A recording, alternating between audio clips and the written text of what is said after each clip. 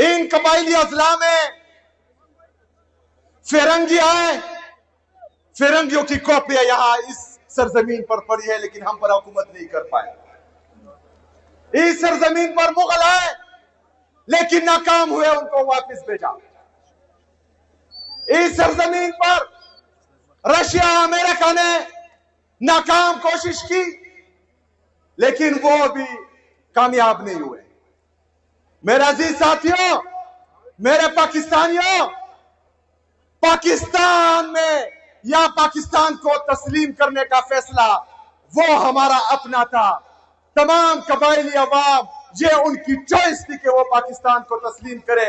आज अल्हम्दुलिल्लाह हम पाकिस्तानी हैं और हमें किसी सर्टिफिकेट की जरूरत नहीं है। हम पाकिस्तानी थे, पाकिस्तानी हैं और इंशाल्लाह पाकिस्तानी रहेंगे।